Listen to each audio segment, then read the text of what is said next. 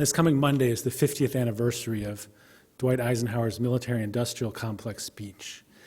And I had a little clip, about 2 minutes, which got lost somewhere between New York and Seattle.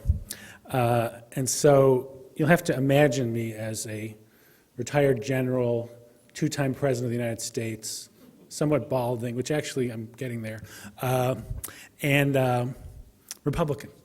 And I just want to read a short part of the speech that gives you a feel for what he was trying to put his finger on.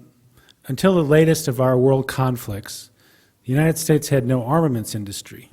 American makers of plowshares could, with time and as required, make swords as well. But now we can no longer risk emergency improvisation of national defense. We have been compelled to create a permanent armaments industry of vast proportions. Added to this, 3.5 million men and women are directly engaged in the defense establishment. We annually spend on military security more than the net income of all United States corporations. This conjunction of an immense military establishment and a large arms industry is new in the American experience. The total influence, economic, political, even spiritual, is felt in every city, every state house, every office of the federal government. We recognize the imperative need for this development, yet we must not fail to comprehend its grave implications. Our toil, resources, and livelihood are all involved. So is the very structure of our society. In the councils of government, we must guard against the acquisition of unwarranted influence, whether sought or unsought, by the military-industrial complex. The potential for the disastrous rise of misplaced power exists and will persist. We must never let the weight of this combination endanger our liberties or democratic processes. We should take nothing for granted. Only an alert and knowledgeable citizenry can compel the proper meshing of the huge industrial and military machinery of defense with our peaceful methods and goals so that security and liberty may prosper together.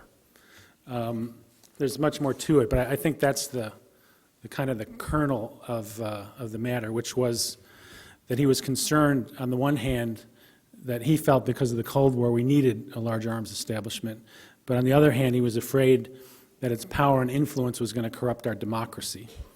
And I think that's partly what motivated me to write this book, was to look at where do we stand 50 years later. And I used the Lockheed Martin Corporation as my example, primarily because it's the largest, it's got the greatest reach into all different aspects of our lives, and it seems to have pioneered in many of the most innovative forms of corruption and influence peddling. So that made it more fun to write about. In thinking about why Lockheed Martin matters, first of all, it's the biggest single recipient of our tax dollars. $36 billion a year goes to Lockheed Martin.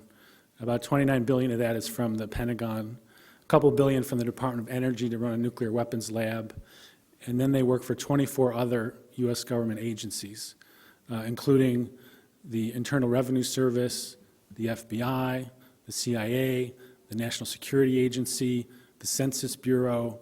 They train the transportation security agents who pat us down at the airport. They're involved in digitizing the National Archives. They've hired interrogators for Guantanamo Bay and Abu Ghraib. They've been involved in reforming the justice system in the country of Liberia. They've recruited election monitors to go to the Ukraine and Bosnia. They even had an employee who helped write the Afghan Constitution. So, in many ways, Lockheed Martin is beyond anything Eisenhower could have dreamed of, both in terms of its size and in terms of the way it is involved in almost every aspect of our lives. And, among other things, the scale is just unprecedented, and Eisenhower would have had a hard time imagining this because our military budget today is about twice what it was when he warned about the military-industrial complex.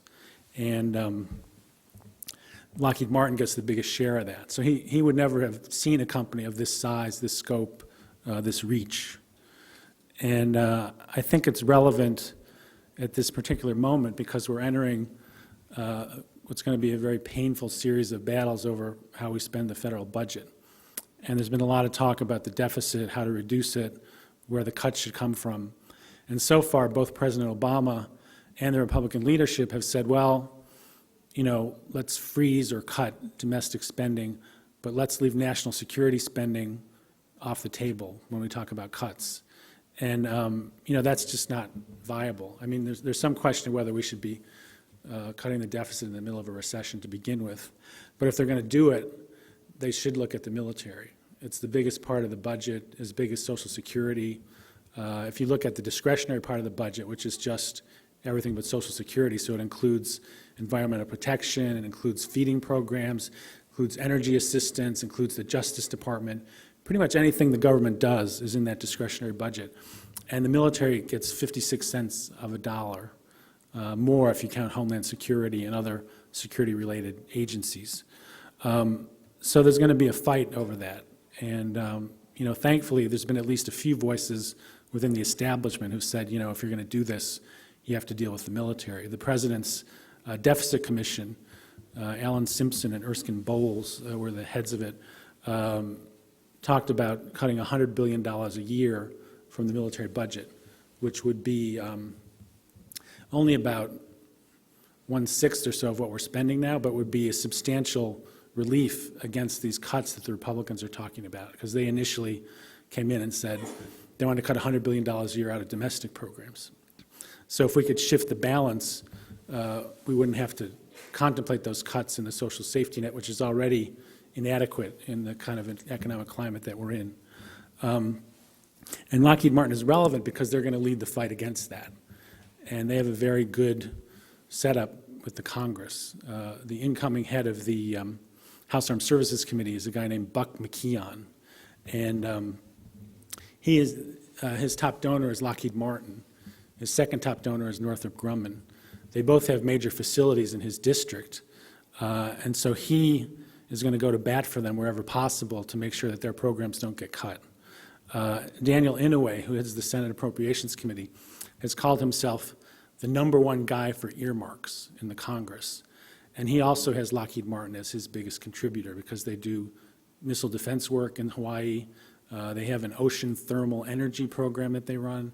They have a huge facility at the Hawaii airport. And so this is sort of the kind of the conjunction, the tools of influence that they're going to use to try to keep us from cutting the Pentagon budget.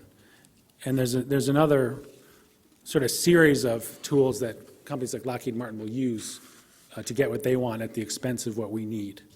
One of the things that they'll use is the revolving door.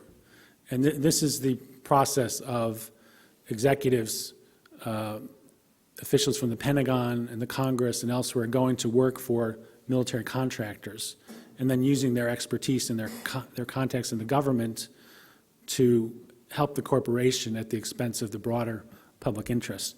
And this has been going on for quite a while.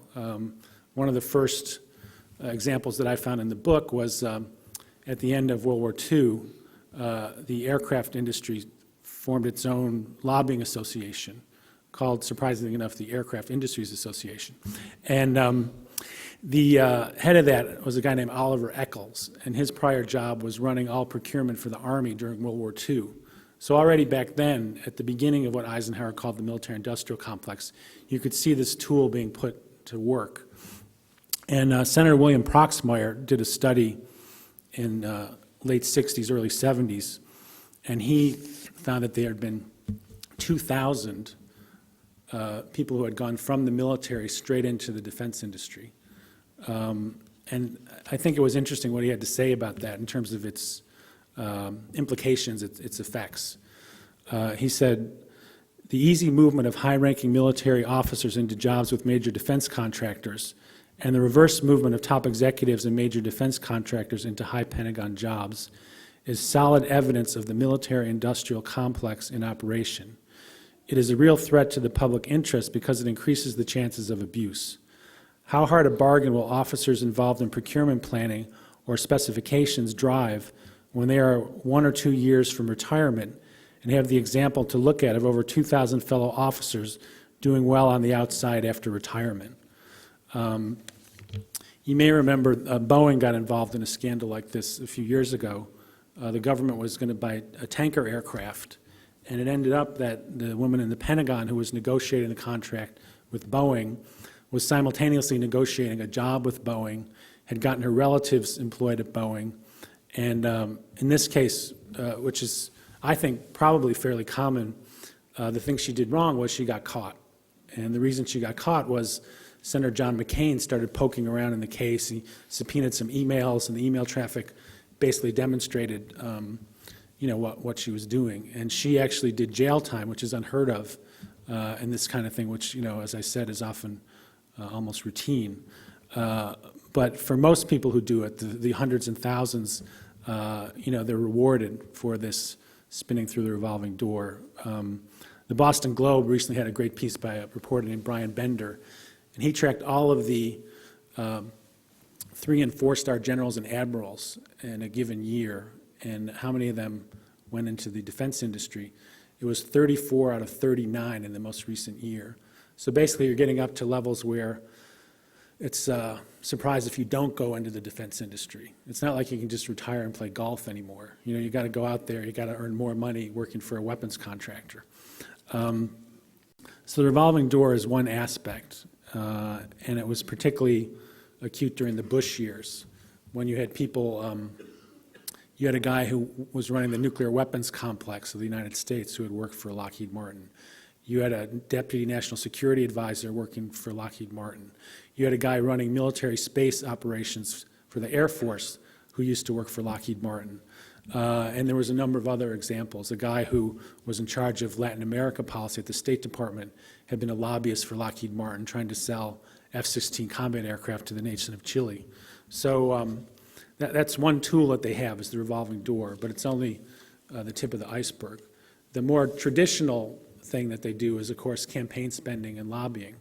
And in this respect, it's interesting because they don't spend as much as some of the other industries. They don't spend about a third as much as the pharmaceutical industry, about half what the insurance industry spends.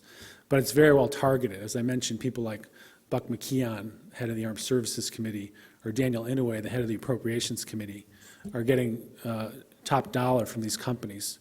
So while they may not spend as much, they know how to spend it and where to spend it. Probably the biggest argument that they have, of course, is jobs. If we cancel this weapon systems, there's going to be jobs, and there are jobs in the districts of powerful legislators. And I looked at one example of that, which was the F-22 combat aircraft. Secretary of Defense Gates and even the Air Force wanted to end this thing at about a little under 200 planes. And the Air Force dissidents wanted 250 or more. And so there was a battle over this. And Lockheed Martin was taking out full-page ads in the Washington Post, so many that one of the reporters there said she thought it was the main thing sustaining the paper, were these Lockheed Martin ads for the F-22. And they would be full-page, and they would say 300 million protected, 95,000 employed. And then for each day, they'd have a different state. X number of skilled machinists in the state of Montana, this many people in Mississippi, this many people in Chicago, this many people working on the engine in Connecticut. And they tried to cover as much of the country as they could in the amount of time they had available. And day after day after day, you'd see these ads. So I was curious about the jobs number, where did it come from? And so there's kind of standard estimating procedures of how many jobs you get for $1 billion spent on different activities. And one thing about that is almost any other kind of spending creates more jobs than military spending. So in fact, if you're taking money from other programs and putting it into the F-22, it's a net loss of jobs for the economy. But leaving that aside, I wanted to know, where's the 95,000 coming from? And so I looked at how much they were spending, how much that would project to on these basic estimating techniques, and it came out to maybe 35 or 40,000 jobs. Still a lot of jobs, but less than half than they were claiming. And then they said, well, we've got facilities in 44 states, which made it seem like, well, of course they're going to win this battle. They've got, 44 states, 100 senators. They're going to have 88 senators with them. How can we possibly fight this thing? But it ends up, it's probably not the case. A reporter from USA Today said, well, show us where these facilities are. How do we know we can believe what you say? And the company said, well, that's confidential business information. We can't reveal that. So they can reveal it in the back rooms of the Congress when they're lobbying for the thing. But when they're asked by a reporter where its tax dollars are being spent, suddenly it's confidential business information. So the jobs argument in the case of the F-22, in one sense, didn't work. They canceled the program. And in the course of that debate, there was an interesting discussion by John McCain, who, this was one of the few things that he and Obama agreed on, was that this plane was a dog and had to be gotten rid of. No insult to anybody who has dogs, by the way. But what McCain sort of put it in the context of the military-industrial complex. And what he said was, this was an amendment to kill the F-22. He said, this amendment is probably the most impactful amendment I have seen in this body on almost any issue, much less the issue of defense. It boils down to whether we are going to continue the business as usual of once a weapon system gets into full production, it never dies, or whether we are going to take the necessary steps to reform the acquisition process in this country.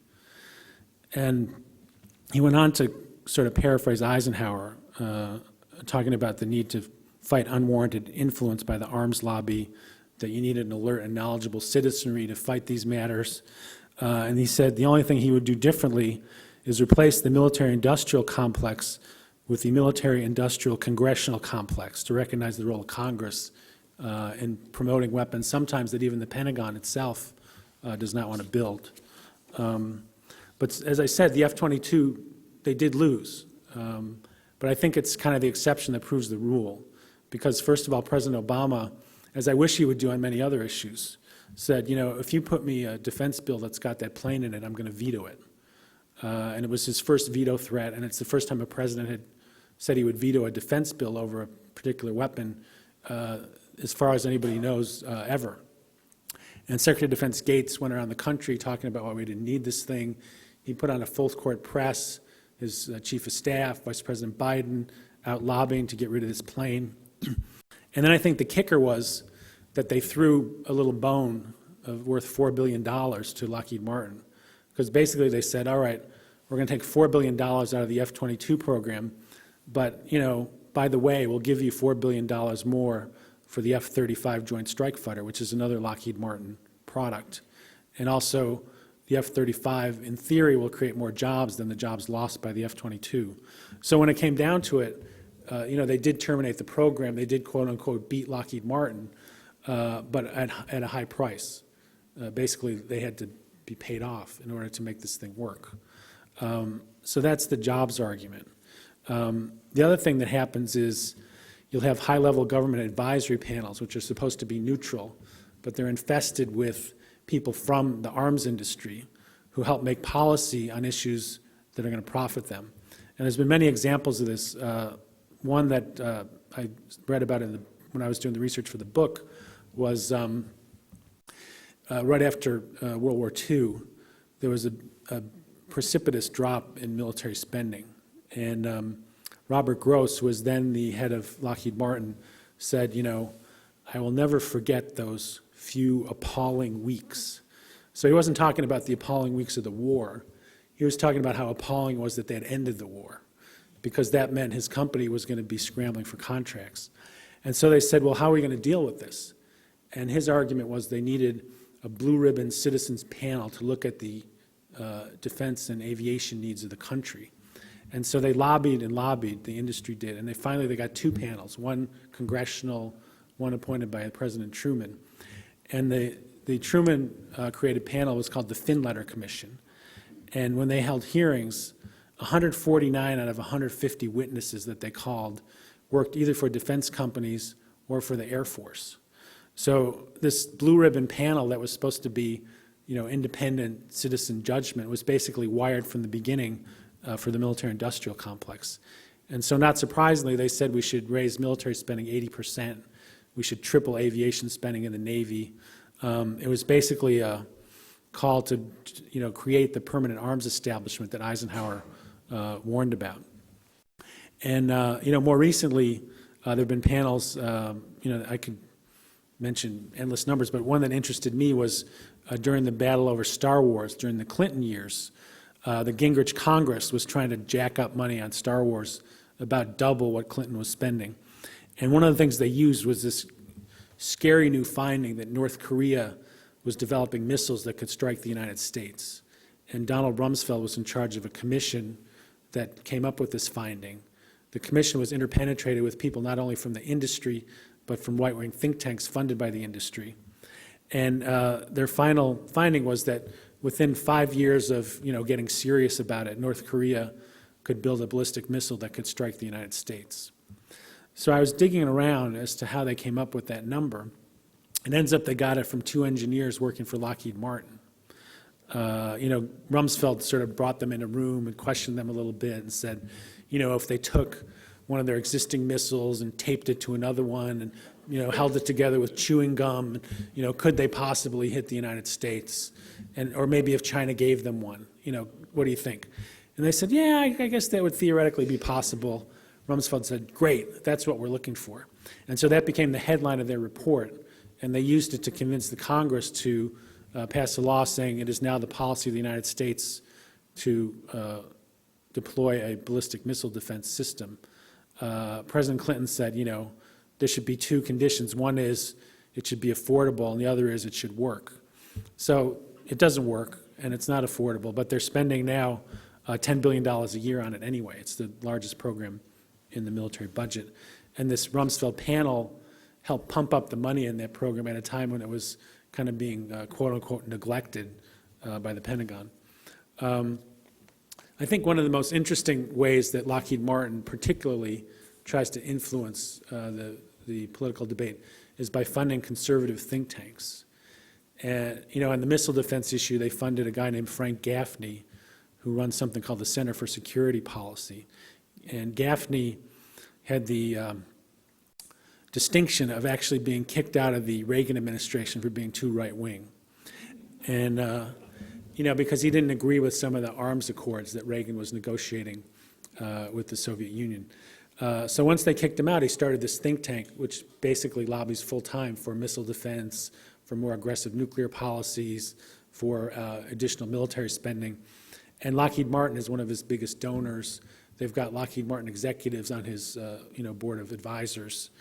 And even beyond people like Gaffney, there's a guy who has worked for Lockheed Martin named Bruce Jackson. He was a vice president there for about 10 years. And one of his kind of hobbies, as he called them, was being a member of the Project for the New American Century, which was an organization founded in the late Clinton years by people like Donald Rumsfeld, Dick Cheney, Paul Wolfowitz, basically calling for a regime change in Iraq. And so this was 97, 98, they were calling for this. And then when they got into the Bush administration, they became the architects of that war. And this Lockheed Martin vice president was part and parcel of that whole lobbying effort. Then he left the company, but not before he joined another group that the Bush administration helped form called the Committee for the Liberation of Iraq. And when the United States government's planning to liberate you, you better watch out. So you had this, not only the funding of the think tanks, but this kind of interlocking directorate between Lockheed Martin and these conservative right-wing think tanks. And it's not just Republican-leaning think tanks. There's a group called the Center for a New American Security, which went from zero to about $25 million in a heartbeat. And it's mostly former Clintonians, and they're calling for greater military spending, warning about the Chinese threat. Their two founders went into the Obama administration, and one of them, Kurt Campbell, was questioned about the fact that they get money from Lockheed Martin. And the first thing he said was, hey, everybody else does it. All the other think tanks in Washington get money from them. Why should we deprive ourselves? And then he also said, hey, they're good people. They should have a voice too. But of course, their voice speaks louder because there's money behind it, there's the jobs argument behind it, there's the fact that they wrap themselves in the flag when they make a lot of these arguments. So in addition to the think tanks, the revolving door, the spending, I think part of it is just the sheer size, the concentration of the weapons industry. There used to be companies like Douglas Aircraft, McDonnell Aircraft, Rockwell International, the Grumman Corporation, the Northrop Corporation. Now there's about 3. Boeing absorbed McDonnell Douglas.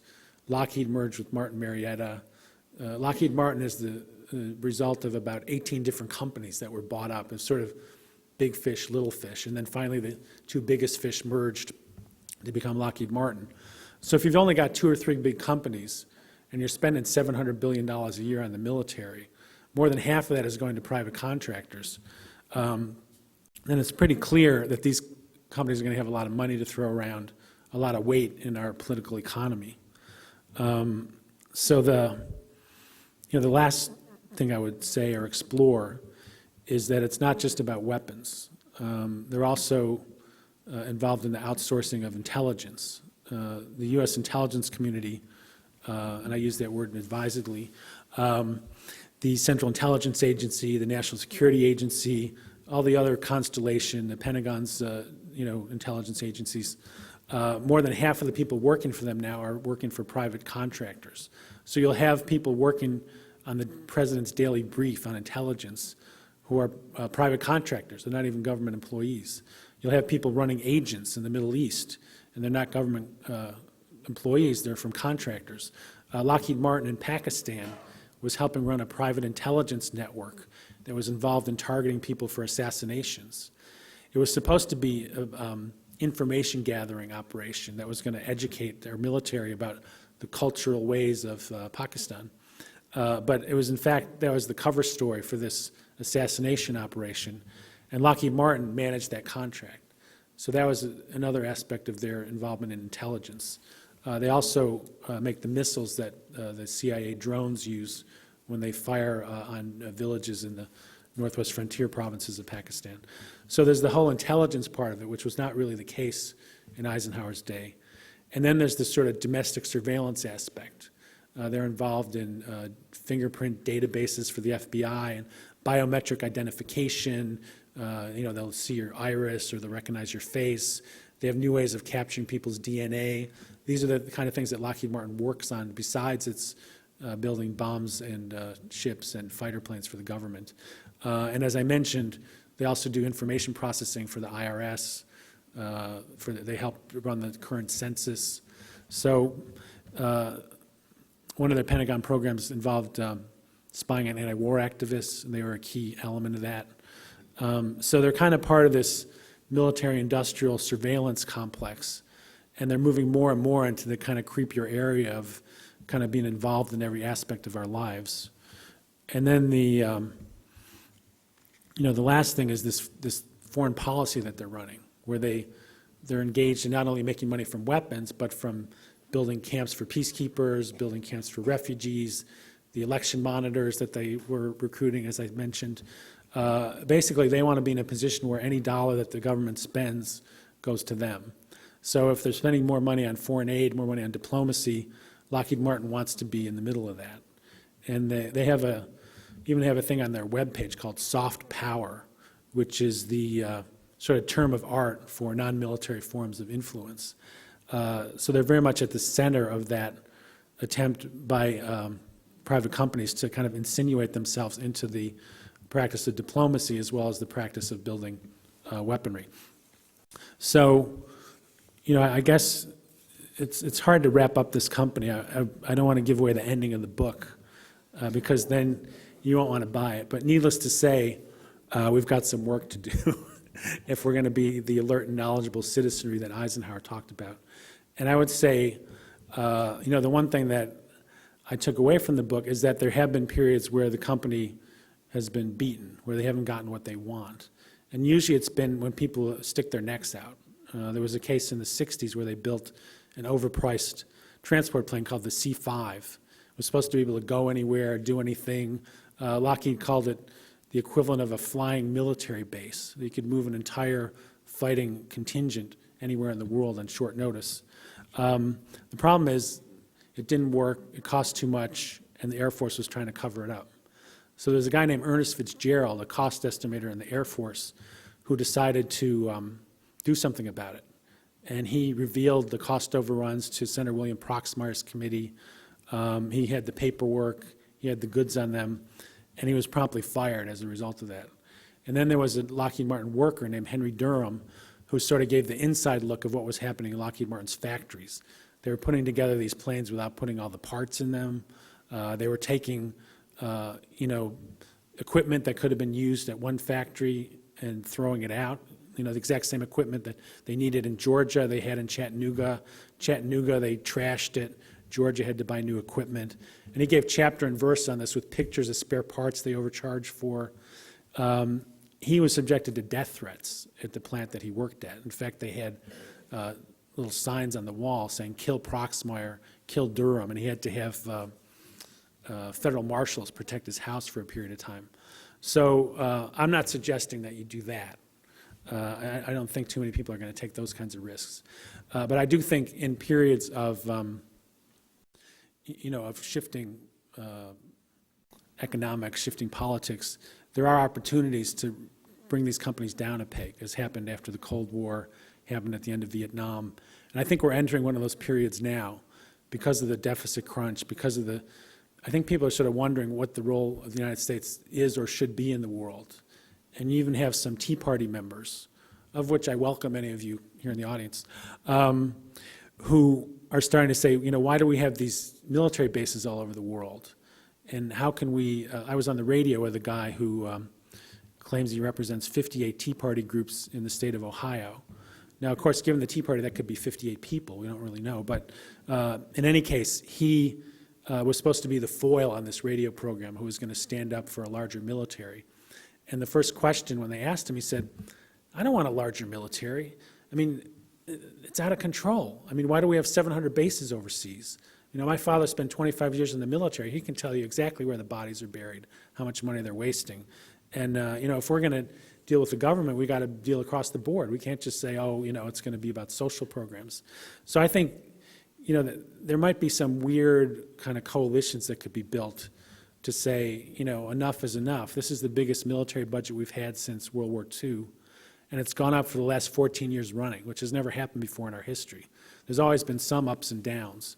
So I think it's due, the companies are due to be brought down a peg, the budget's due to be radically restructured, and I think, it's certainly a difficult thing to do to mobilize people in these times, but I think it's going to be a decision that's sort of forced upon us. We're going to either accept the fact that the military dominates our budget, or we're going to try to do something about it.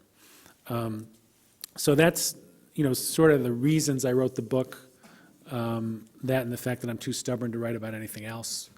And I think that's pretty much the summary I wanted to give. I'm really kind of interested in people's thoughts and questions, so why don't we do a little bit of that. Thank you. The only way for the American people I see is to go to the representatives, which have been already bought by the bankers or the military-industrial complex. So is there any more creative ideas or something that could be done beyond that? I wish I did have sort of a creative idea of how to approach it. I think, I have a friend here who I was going to ask to answer that question, but I'm not going to put her on the spot. I don't really know what we can do other than the traditional methods. You press your congressman, you write letters to the editor, you educate folks, you push for various reforms that would curtail the power of these companies. But I understand what you're saying. It's kind of like we've been through this movie before. And the only thing I will say is that I do think because we're at this turning point in terms of the budget, in terms of, I think, the future of the country, that I think some people may come forward with more creative ideas than I myself have. And I am kind of a weird sort of optimist that, even though I've butted up against this problem since the late Carter administration, I do believe that we can do something about it. But I agree we probably need new methods, new approaches, some of which I certainly haven't thought about myself. But maybe I'll deal with that in my next book, so I get to come back here. I have two kind of very separate questions. The first one is, recently China, announced this development of this new fighter jet that, may compete with the F-22 or the F-35. How do you see that playing out politically in terms of more, military industrial spending or, arguments in favor of that? And then secondly, I was wondering about the V-22 Osprey and, the kind of controversial histories that that's had with accidents and problems in development, and if that was pushed through kind of a Lockheed Martin or a big conglomerate type, lobbying effort to continue that, I guess, building, or if that was simply just a military project that didn't do well. All right. Well, I'll start with the Osprey first. Pretty sure it's a Boeing product, as I recall, which is appropriate to where we are. And the idea is it's supposed to rise up like a helicopter and then fly like a plane. And there were 34 Marines had been killed testing the thing. And Dick Cheney, actually, when he was Defense Secretary for George Herbert Walker Bush, tried to kill the program. So if Dick Cheney doesn't like it, chances are it's got to be one of the worst weapon systems in the history of military procurement. But what happened was a congressman from outside of Philadelphia named Kurt Weldon started a whole caucus to revive this thing, partly because he had Boeing work in his district. And they were able to, over the objections of the first Bush administration and Dick Cheney, get this thing refunded. And even now, every year it comes up on the list of things that could be done without. And year after year, the Congress comes back with money to fund the thing. As for the new Chinese plane, I think to some degree China, they want to show that they're a great power too and that they can keep up with us. But kind of between the lines, as Secretary of Defense Gates said, they're further along than I thought, but we have no proof that this is really a major development. And he has said in other contexts that if we didn't build another aircraft, we would still be ahead of the Chinese in top-of-the-line aircraft by about a 20-to-1 margin by, in 2020, 2025. So really, to me, the Chinese threat is 30 or 50 years off, and it doesn't have to be a threat at all if we find a way for the two countries to cooperate. But I think, to your point, this is going to be seized upon by people who want to spend more on the military to say, see, we shouldn't have canceled the F-22 because look what China's doing now. And we got to pump up the Joint Strike Fighter because it's got stealth capabilities, and we got to stay a step ahead of the Chinese. At the end of the Cold War, Colin Powell said, I have a hard time justifying the military budget because I'm running out of enemies. And I think, other than Al-Qaeda, which really doesn't have an air force, doesn't have anti-aircraft equipment, really almost everything we build has very little relevance to dealing with Al-Qaeda. China is the only game out there. If you're going to conjure up a threat, China is really it from the point of view of the arms lobby. So I think that they're going to try to make more out of this development than it really warrants. One of the major online retrieval services, the Dialogue Information Retrieval Service, was originally created by Lockheed, and one could log into it at that time as a Lockheed Information Service. Have you encountered any influence by Lockheed of what they've put online or what they've made available through online retrieval services? I really haven't. I mean, I think that I would need to be more educated on that. So I was the first I've heard of it, so sorry I don't have more to offer. How would you organize it differently to meet the concerns that you raise about this company? That's an excellent question. In terms of the budget, I guess what I look at is what is the threat? Do we need to spend more than we spent when we were dealing with the Soviet Union, which is what we're doing now? It's true, it's a smaller percentage of the budget, primarily because of the growth of Medicare and Social Security. But I feel like it should be measured not against the rest of the budget, but against what the rest of the world is spending. And we're spending more than the rest of the world combined on our military. So I think you make an important point, but I sort of have a different metric, I guess, for thinking about it. In terms of what kind of defense industry we should have, I think you're right. There's going to be a defense industry. There's going to be things that the government is going to want to do that people may support, such as trying to intervene against genocide. But I think you could do that with a much smaller military than we have now. I mean, we didn't use, 100,000 troops to go into Bosnia. It was mostly an air war. And I think in terms of the companies, I think it would be good if we could break up some of these companies. I don't think that's likely. I think it's really about how to regulate them. And, can we regulate their profits? Can we stop giving them cost-plus contracts with no strong provisions in them?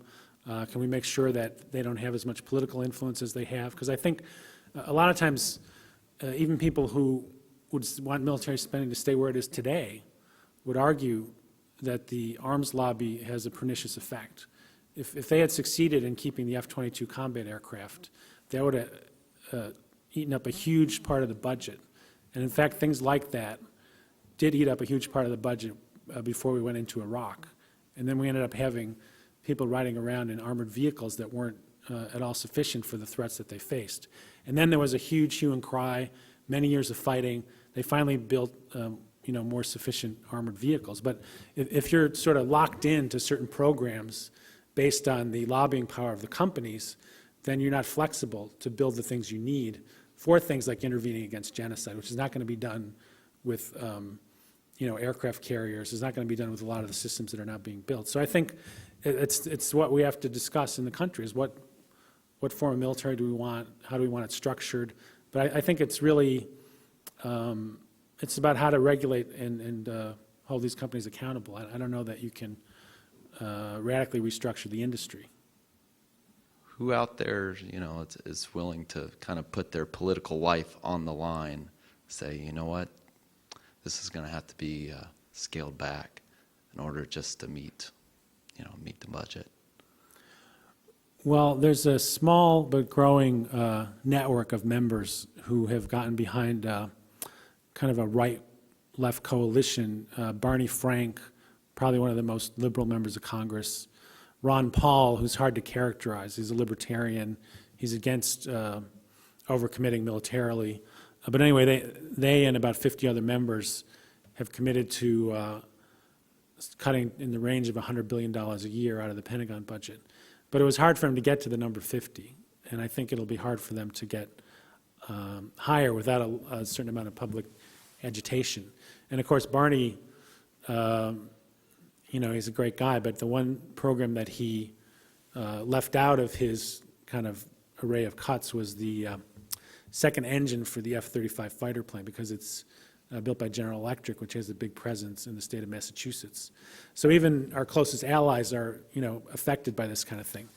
But I do think that, it's not unprecedented for this kind of thing to happen. Back when they were voting to bail out Lockheed in the early 70s, it broke down along exactly those lines, who had Lockheed plants in their districts and states and who didn't. But Barry Goldwater,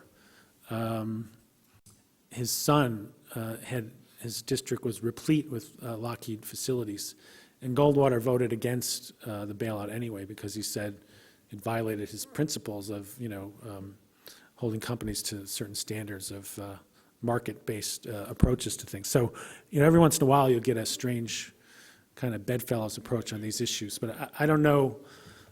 I think it's going to take somebody with a little more seniority and a more powerful position than Barney to get it done. But I think the fact that at least he's gotten the debate rolling is a start. I mean, for the last 10 years, it's been like crying in the wilderness to get them to focus on overspending on the Pentagon. I think now at least there's a debate in the Congress, there's a debate within the official Washington, and I think we could try to push them further in the right direction. Approximately how many foreign countries does the United States have troops in today? Does anybody have a number for that?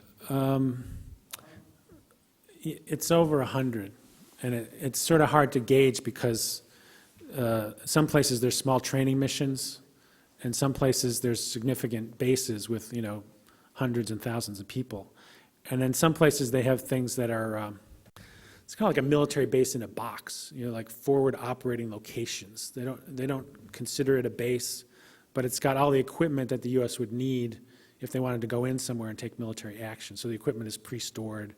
The runways are accommodate U.S. planes and so forth. So sometimes it's hard to make a count. There's online publication called Tom Dispatch, which a guy named Nick Turse there just recently tried to do a count of how many military bases the United States has in the world. And he called the public affairs officers, and he was getting like a different answer everywhere he turned. And he determined that there's somewhere between 600 and 1,100 U.S. military bases. So it's sort of like the issue with the private contractors. They have so many of them, they're not even sure how many there are. I have a question about getting good data and sort of the research that you've done. For example, the military budget, just trying to figure out, I've heard 20%, and I've also heard 50%, depending on who you are. Yeah, well, the two figures are both accurate. They just cover different things. So the 20% is of the whole budget, including Medicare and Social Security, everything the government spends money on. The 50% is of the discretionary budget, which is the money that Congress can play around with each year. It's not an entitlement program that's done by a formula that's written into law that would take a major fight like Social Security if you were going to change it. So of that discretionary part, it's about 56%. And in terms of the research, I think a lot of the information the government puts out is useful. It's just a question of figuring out the context and how to use it. For example, some people say, well, it's not just the Pentagon. If you want to count military spending, you should look at the Department of Homeland Security, you should look at the CIA, you should look at foreign military aid, you should look at the benefits that our veterans need from the wars that they've fought. Interest on the debt, right? You can look at how much of the interest on the debt. And so if you add all these things in, you're over $1 trillion. But it sort of depends what's the purpose of the figures. I mean, for example, the interest on the debt, they're not going to give that back to us. So it indicates an effect of military spending, but it's not something that can be done anything about in terms of reconfiguring our current budget. So I think a lot of it is being comfortable with what the different aspects of the budget mean, and then deciding what you're looking for, what you're trying to say. As for I think that the point you make about having to always be on defense and refute points A, B, C, and D that some of these conservative think tanks put out, I think it's a huge challenge. I've been having a lot of debates with on nuclear policy with people from the Heritage Foundation. And it got so bad that they even named me personally in one of their headlines of their articles, the Hartung effect, which they thought was obviously a bad thing. And there's the people that I work with who sort of know something about communications say it's much better to lead with what you believe, what you want to see happen, what you think is the truth.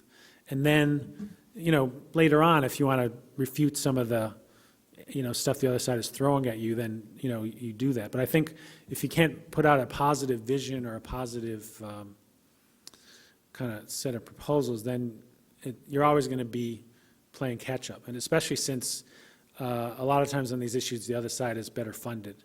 And they have their own communications experts, and also they have the element of fear, which is very powerful, whereas to generate hope in people is a very difficult thing to do, especially at a time like this. How do we get the information that you folks are up to your eyeballs in out into the hands of the people here who will get it out into the public discourse and give us a real opportunity to get Jim McDermott, the very safe Seattle representative, active on these issues, or to make it dangerous for Patty Murray to stick up for any new weapon that Boeing wants to sell? Well, I think a lot of times, well, first of all, I'm a policy wonk from New York, but same difference. Yeah, exactly. I think the problem is people like me sometimes are over-informed. It's like I research this stuff, I know a lot of it, but until you get out and you see what moves people, a lot of it may not be that useful or relevant. And I come out of a activist background. I worked on in the anti-apartheid movement when I was a student and thereafter. And one of the things that worked for us was to make it, if not personal, at least explain to people how your life and the institutions that you are part of have an impact. So, for example, the divestment movement. when I was a student, we went through the whole portfolio of Columbia University and showed how they were investing in companies that were killing trade unionists in Chile and that were, enriching the apartheid regime. States and cities, started having purchasing agreements where they wouldn't buy from companies that were engaged in South Africa. You had resolutions in every church in the United States practically targeting the apartheid regime. So, somehow, I feel like, I don't know that that's the right way to go at it, but I think somehow, in addition to having stories that move people, more than just statistics, we need tactics where they feel like it's part of their lives. It's not just something out there that has nothing to do with them. And, I think it's got to be a creative process between the activists and the more wonky amongst us. And, I would say a good organizer is probably worth a lot more than I am in some ways in this stuff. But the point is to find ways to work together, obviously. And we should have a beer. I'm curious about what you mentioned with the Lockheed sort of bleeding into the humanitarian sector. And I've heard a claim, but it was only by one journalist, and I'm not sure how he backed it, that like, for example, Lockheed Martin gives funding to CARE International. I don't know if that's true or not, but I'm just kind of curious about this. This sort of concerns me. I've done research on the International Rescue Committee, and I've seen some interesting connections with the CIA, and I don't want to make a big conspiracy about it, but it's kind of interesting to see a lot of big development NGOs, and I'm just curious if there's any sort of connection that you see with that. And I'm also curious if you think Lockheed Martin has your iris scan or your fingerprints on file. Well, my fingerprints are very smudgy, so I don't know if they would be worth keeping them. I think, I don't know about, some of the stuff you're talking about the, whether intelligence agencies are interpenetrated with the relief groups and so forth. I do know that it's kind of a double-edged sword. A lot of the aid programs now are being run by the Pentagon, and it's kind of this perverse logic. Well, the Pentagon has the resources and the logistics and the ability to make this stuff work, and the State Department doesn't. But of course, it's a vicious circle, because the more resources you put into the Pentagon, the more you starve the State Department, the more it's kind of a self-fulfilling prophecy that you're going to pour more money into the Pentagon to do all different kinds of things. Once that happens, then they're going to turn to the people they're used to working with, like Lockheed Martin, to do some of these activities. One of the things that interests me is there is a notion, kind of a PR strategy behind some of this. Sort of much better to be thought of as the guy who's helping refugees than the guy who's building cluster bombs that are destroying people's lives. So I think, in terms of their positioning, they would much rather focus on that sort of thing. And they even went so far as to give $1 million to the U.S. Institute for Peace. And their argument was that, what we do is for peace, because we maintain the balance of power, and we do this work, in Africa, building refugee camps and so forth. So it's, it's kind of hard to draw distinctions in a time when the government is spending its resources in a skewed way. Then the companies kind of layer on top of that. And to do something kind of straightforward that we need suddenly becomes much more complicated than it should be. Hi. Back in the early 1990s, Professor Seymour Melman organized community discussions about conversion from Cold War funding for the military, because it was the end of the Cold War, and that military funding would go to converting factories for domestic use. Do you remember that? Is there any lessons learned for today from that grassroots effort? Yeah, I was involved in that. In fact, I studied with Seymour Melman, some sort of a neo-Melmaniac. I think the first iteration of it, actually some of the impetus came from trade unions, like Walter Reuther at the UAW, William Wimpesinger at the Machinists Union. And their argument was, military spending is not going to always go up. And when it comes down, we need some options for our members. And so the Melman approach was to try to have alternative use committees at every factory that got military contracts, and then have a kind of a national board that would look at public investments that might mesh with the skills of the people at these different factories. And I think probably in those terms, it would be hard to bring that about, especially in our current political climate. But some of the local groups working on conversion came up with some interesting ideas about how to stimulate local economies. A friend of mine, Miriam Pemberton from the Institute for Policy Studies, worked for a long time on the National Commission on Economic Conversion, which is a nonprofit that looked into these things. And one of her current projects is to look at green manufacturing and green jobs, and how is that a possible source of jobs for people who would be displaced in the military sector. And one of the things that she was talking about was in upstate New York, there was a project called the Presidential Helicopter, which was canceled because they had piled so many requirements on it that one helicopter cost more than Air Force One. And it had such qualities as you could cook dinner during a nuclear conflict. Probably wouldn't make it till breakfast, but at least you could have a good dinner. So anyway, she looked at that area, and it ends up they had Corning Glass, they had a number of other businesses that would be quite well suited to building things like solar panels. And so she was talking at local unionists, local business leaders, if there was a way to build up that part of the local economy so that it was not as vulnerable to cuts in the military. So I think there's still some interest in that, but there used to be, as you probably know, there were groups in many parts of the country. There was a strong group in California called the Mid-Peninsula Conversion Project that did a lot of good work. So I think some variation on that is necessary now. I don't know if it's exactly the Melman version, but I think it's got to be part of the solution, because otherwise the jobs argument is always going to trump what might otherwise be common sense in terms of what we spend the federal budget on.